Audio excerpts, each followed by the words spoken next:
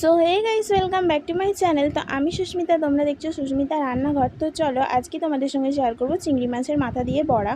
তোমরা হয়তো অনেকেই বলবে, বাবা এরা কি চিংড়ি মাছের মাথাটাকেও ফেলে না?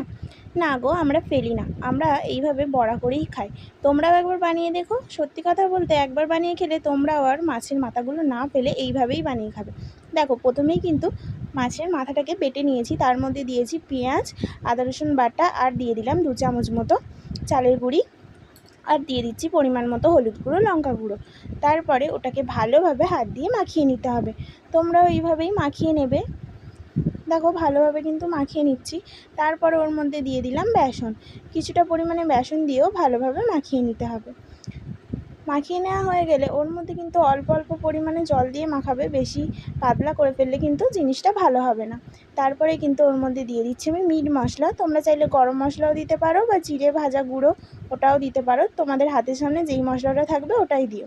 ব্যাস, তারপরে কিন্তু কড়াইয়ের মধ্যে তেলটা যে গরম হচ্ছিল ওর মধ্যে বড়াগুলোকে দিয়ে দিলাম। বড়ার যেহেতু কোনো শেপ হয় না, তো আমি এইভাবেই দিয়ে দিচ্ছি।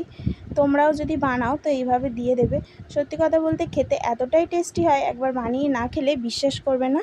তো দেখো, ওই পাশটা হালকা লাল লাল ভাব হয়ে এলেই কিন্তু উল্টে পাল্টে ভালোভাবে ভেজে নিতে হবে। দেখো, আমিও কিন্তু উল্টে উল্টে দিচ্ছি বড়াগুলোকে। তো তোমরা যদি বানাও তো তোমরাও এইভাবেই কিন্তু উল্টিয়ে নেবে। তারপরে দেখো, এরকম লাল লাল হয়ে এলে তখনই কিন্তু তুলে নিতে হবে। খেতে অসম্ভব সুন্দর হয়। আর এই বড়াটা ভাজার সময় বেশি জোর আঁচ দিলে হবে না, অল্প আগুনেতেই ভাজতে হবে। তো দেখো, আমাদের বড়া ভাজা কমপ্লিট। ভিডিওটা ভালো লাগলে অবশ্যই লাইক করো।